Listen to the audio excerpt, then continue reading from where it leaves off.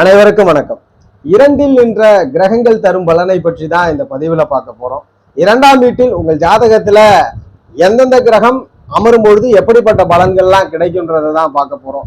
இரண்டாம் இடம் ரொம்ப முக்கியமான பாவம் ஜாதகருக்கு. ஒரு மனிதனுடைய வாழ்க்கையில் குடும்பத்தை குறிக்கக்கூடிய பாவம் இரண்டாம் இடம் தான். அதுபோல் ஜாதகருடைய கையில் பணம் இருக்குமா அப்படின்னு சொல்லக்கூடிய கஜானா பாவம் இரண்டாம் இடம் தான். ஜாதகர் சமூகத்திலே வார்த்தைகளை எப்படி பிரயோகப்படுத்துவார்ன்றத உறுதிப்படுத்துறது இந்த இரண்டாம் இடம் தான். அதுபோல் ஜாதகருடைய இளமையில் ஆரம்ப கால அந்த அடிப்படை கல்விகளை உறுதிப்படுத்துவது இந்த இரண்டாம் இடம் தான். இந்த இரண்டாம் இடம் தான் ஒரு மனிதனுடைய வாக்கு சாதுரியத்தை பறைசாற்றக்கூடியது. இந்த சமூகத்திலே மனிதன் ஜீவனம் செய்வதற்கு வார்த்தை என்பது ரொம்ப முக்கியமான பங்கு. அப்போ ரொம்ப முக்கியமான காரகங்களை இந்த இரண்டாம் இடம் வைத்திருக்கிறது. அதுல உயிர்காரக அமைவுகள்ல நம்ம குடும்பத்தை எடுத்துக்கொண்டாலும் சரி, ஜீவனத்தை எடுத்துக்கொண்டாலும் முக்கிய பண்புகள் குடும்ப பாவத்தில் இருக்கு. குடும்ப மகிழ்ச்சியா இருந்தா மனித வாழ்க்கை அத்தனையுமே சிறப்பா இருக்கும். குடும்பத்துல மகிழ்ச்சி இல்லை என்றால் மனித வாழ்க்கையானது கண்டிப்பா கஷ்டத்திற்குள்ளாகும். இல்லறத்தில் இருப்பவர்களுக்கு இதுல ஒரு சிலருக்கு விதிவிலக்கு. சாமியார்களா இருக்கிறவங்களுக்கும் குடும்பமற்று இருக்கிறவங்களுக்கு மட்டும் விதிவிலக்கு. 90% பேர் குடும்பத்திற்குள்ளாகிதான் இருக்கிறவங்க. அப்ப இந்த இரண்டாம் இடம் நல்லா இருந்தா தான் அவங்களுக்கு எல்லாம் மகிழ்ச்சி, குடும்பத்துல நிம்மதி. அந்த வகையில சூரிய முதல் சுக்கிரன் வரை இரண்டில் அமர்ந்தால் எப்படி இருக்கும் பார்த்துடலாம். இரண்டாம் இடத்துல சூரியன் இருக்கிறார். ஜாதகருடைய வார்த்தைகள் கட்டளையிடக்கூடிய வார்த்தைகளாக இருக்கும். ஜாதகர் சொல்லக்கூடிய வார்த்தைக்கு மதிப்பு மரியாதை இருக்கும். இதுல நம்ம எல்லாம் யோக பலனை தான் பார்க்கிறோம்.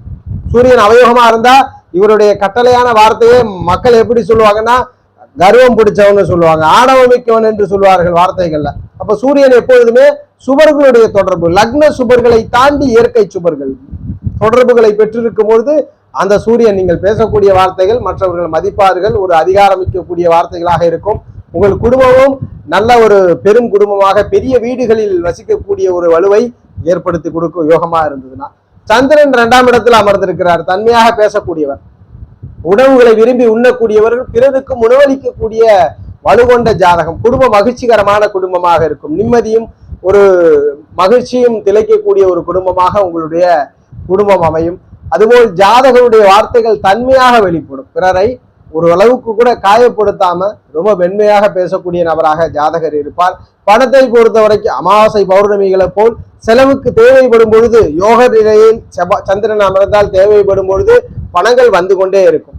சந்திரன் அவயோகமா இருந்தால் பணங்கள் எப்பொழுதுமே தட்டுப்பாடு, திண்டாட்டங்கள், அலைச்சல்கள் இருந்து கொண்டே இருக்கும். செவ்வாய் இரண்டாம் இடத்துல வேகமாக பேசக்கூடியவர், எந்த கருத்தையும் உடனே சொல்லிவிடக்கூடியவர், உடனடியாக கருத்துக்களை தெரிவிக்கக்கூடியவர்கள். அடிக்கடி குடும்பத்துல ஒரு விவாதங்கள் இருந்துகிட்டே இருக்கும். அதுபோல் செவ்வாய் இரண்டில் அமர்ந்தவர்களுக்கு தாமதப்பட்ட குடும்ப வாழ்க்கை அமையும். கொஞ்சம் லேட்டா தான் ஜாதகர் குடும்ப வாழ்க்கையிலே இணைவார். தாமதப்பட்டு ஜாதகருக்கு குடும்பம் ஏற்படுத்தி கொடுக்கும். அதுபோல் பார்ட்னர் குடும்பத்தில் அவ்வப்போது ஒரு காரசார விவாதம் இருந்துகிட்டே இருக்கும். யோகரோட தொடர்பு, அதாவது இயற்கை யோகரோட தொடர்பு செவ்வாய்க்கு இருக்குன்னா இவருடைய கோபம், வேகம் அத்தனையுமே நேர்மையான வழிகளுக்காக இருக்கும். அதே இருள் கிரக தொடர்புகளை இருக்குன்னா வீண் வம்பு, வீண் வழக்கு, வீண் சண்டை சச்சரவுகளை கொண்டவராக இருப்பார். நில ஆதாயம் உண்டு, பூமி ஆதாயம் உண்டு, தனாதாயம் ஜாதகருக்கு உண்டு. இரண்டிலே ராகு அமர்ந்திருக்கிறார். குடும்பம் கொஞ்சம் லேட் ஆகும். பிரம்மாண்ட சிந்தனை, பிரம்மாண்ட எண்ணத்தோடு பேசக்கூடியவர், கற்பனையாக மிகவும் வேகமாகவும் பேசக்கூடியவர், கற்பனை திறன் மிகுந்த நிலையில பேசக்கூடிய நபராக இருப்பார். ஜாதகர் ரெண்டிலே ராகு பகவான் அமர்ந்திருக்கிறார்னா ஜாதகர் வெளிநாடு தூரதேச பிரயாணம் பண்ணக்கூடியவராகவும் இருப்பார். தூரதேசங்கள்ல வசிக்கக்கூடியவராகவும் ஜாதகர் அமைவார். இரண்டிலே குரு. அந்தனன் தனித்து நிற்கக்கூடாது. குரு தனித்து இருந்தா குடும்பம் லேட் ஆகும், பணத்துக்காக ரொம்ப கஷ்டப்படுற சூழலை கொடுத்துருவார். ஆனா குரு ரெண்டுல இருக்கிறவங்களுக்கு அமைகிற குடும்பம் ரொம்ப தெய்வீக குடும்பமா இருக்கும். குடும்பத்துக்கு போனதுமே மகிழ்ச்சி கிடைக்கும், தன வருமானங்கள் பெருகும். ஜாதகருக்கு அரசுத்துறை ஆதாயம், அரசு லாபங்கள் அல்லது பணம் தனம் நிறைய ஜாதகருக்கு சேரக்கூடிய அமைவு உண்டு. யோகரா இருந்தா. அவயோகராக இருந்தால் தனத்திற்கு திண்டாட்டப்பட வேண்டிய நிலைகள் வந்துவிடும்ன்றதை உறுதிப்படுத்துறோம். எப்பொழுதுமே தனித்த குரு ரெண்டில் இருப்பது யோகம் அல்ல. சனி பகவான் இரண்டாம் இடத்துல இருக்கிறார். ஜாதகர் என்ன தோணுதோ உடனே பேசிடுவார். வீட்டுல எப்போதுமே ஒரு குழப்பம் இவர் பேசும்பொழுது இருந்துகிட்டே இருக்கும். அதுபோல் ஜாதகருக்கு தடைபட்டு தாமதத்தோட குடும்பம் உருவாகும். இந்த சனி பகவானே இயற்கை சுபர்கள் பார்த்துட்டாருன்னா ஜாதகர் கடுமையா உழைக்கக்கூடிய குடும்பத்துக்காக. சில பேர்லாம் பாத்தீங்கன்னா வாழ்க்கையில் தன் குடும்பத்திற்காக உழைத்தே என்று சொல்வார்கள். அதற்கு காரணம் இந்த ரெண்டுல சனி பகவான் தான். அதே சனி பகவானை சுபர்கள் பார்த்து விட்டால் ஜாதகர் நேர்மையான வார்த்தை பேசுவார். ஒரு சொல் சொன்னார்னா அந்த சொல்லுக்காக கடைசி வரைக்கும் போராடுவார், கடைசி வரைக்கும் உறுதியாக இருப்பார். அதே சனி பகவான் அவயோகராக இருந்தார்னா பிறரை ஏமாற்றக்கூடியவர், வஞ்சிக்கக்கூடியவராக ஜாதகர் இருப்பார். புதன் இரண்டாம் இடத்துல ஜாதகரை பொறுத்த வரைக்கும் திறமையாக பேசுவார். எதை எப்பொழுது எங்கு எப்படி பேசணுமோ அந்த பேச்சாற்றல் உண்டு. இலக்கிய சுவைகள் உண்டு. கவிதைகள், கற்பனைகள் எழுதும் திறன்கள் உண்டு. புலமை பாடும் திறன்கள் ஜாதகருக்கு உண்டு. அதுபோல் சேமிப்பில் அதிக ஆர்வம் காட்டுவார். நிறைய பேர் பாத்தீங்கன்னா எவ்வளவு பணம் வந்தாலும் சேமிப்புல இன்ட்ரெஸ்டே இருக்காது. ஒரு சிலர் சம்பாதிக்கிற பணத்துல 50% சேர்த்துருவாங்க. அது காரணம் இந்த புதன் 2ல. உணவுகளை விரும்பி தின்பார்கள். எங்கெல்லாம் இப்ப நல்ல ரெஸ்டாரண்ட் இருக்கோ அந்த ரெஸ்டாரண்ட்லாம் பார்த்து சாப்பிடுறவங்க, ருசியாக சாப்பிடக்கூடியவர்கள் இந்த 2ல் புதன். குடும்பமும் அப்படித்தான், நல்ல ஒரு அழகு நிறைந்த குடும்பமாக ஜாதகருக்கு அமைத்து கொடுக்கும். புதன் அவயோகரா இருக்கிறார்னா இவருடைய சேமிப்பு, இவருடைய திறன்களே குடும்ப உறுப்பினர்களே கஞ்சன் என்று பாராட்டுவார்கள்.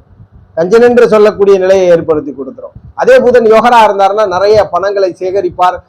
ரொம்ப வார்த்தைகள் பிறரை கவர்ச்சிப்படுத்தி பிறரை வசியப்படுத்தக்கூடிய, எங்கு எப்படி பேசினால் அவர்களுக்கு என்ன கொன்ற அந்த தந்திர பேச்சை கொடுப்பார். கேது பகவான் 2ல இருக்கிறார். ஜாதகர் ரொம்ப பேச மாட்டார், ரிசர்வ் டைப்.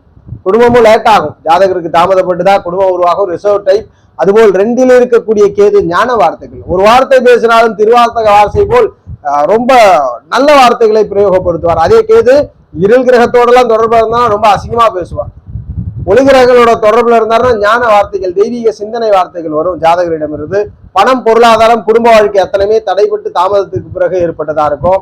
நல்ல மனிதர், சொன்ன சொல் பலிக்கக்கூடிய ஆற்றல்கள் எல்லாம் உண்டு. இந்த குறிவா இருக்கிறது, சில இடங்கள்ல எல்லாம் அருள் வாக்கு சொல்றது, இந்த மாதிரியான அமைப்புக்கெல்லாம் இந்த கேது குருலாம் 2ல இருக்கிறவங்களுக்கு தான் ஏற்படும். அது பிராக்டிகலா ஜோதிடம் சொல்வது, ஏதேனும் ஒரு வகையில பிரபஞ்ச தொடர்பு அவர்களுடைய வார்த்தைகள் ஏற்படுத்துகிறது. 2ல் சுக்கிரன், சிற்றின்பக்காரகர், எலிசை நாடகத்திற்கு உரிய காரக கிரகர், ஏசியா மற்றவங்களை வசியப்படுத்தக்கூடிய பேச்சாற்றல், பெண்களின் மீது அதிக ஈடுபாடுகள் இருக்கும். பெண்ணா இருந்தாலுமே பெண்ணிடம் சுவாரஸ்யமாக பேசக்கூடிய நிலை உண்டு. அதுபோல் எல்லோரையும் கவர்ச்சியாக கட்டி இருக்கக்கூடிய வார்த்தைகளை பிரயோகப்படுத்துவார்கள். சொகுசு பொருட்கள் குடும்பத்தில் உண்டு, தனலாபங்கள் உண்டு, கலைப்பொருள்கள் சேர்க்கை ஜாதகருக்கு உண்டு. அதுபோல் சுக்கிரன் யோகரா மட்டும் இருந்தார்னா விலையுயர்ந்த ஆடை ஆபரணங்கள் அத்தனையுமே ஜாதகர் பயன்படுத்திப்பார்.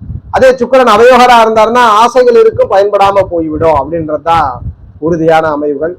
இந்த அமைவுகள்ல சுக்கிரன் 2ல இருக்கிறது, யோகரா இருந்தா குடும்பம் உடனே உருவாகும், அவயோகரா இருந்தா குடும்பம் உருவாகிறதுல தடை தாமதம் இருக்கும் அப்படின்றத உறுதிப்படுத்துறோம். ஜோதிட ரீதியான தகவல் அல்லது உங்களுடைய சுய ஜாதகம் சார்ந்த சந்தேகங்களுக்கு ஸ்கிரீன்ல தெரிகிற நம்பரை தொடர்பு கொள்ளுங்க.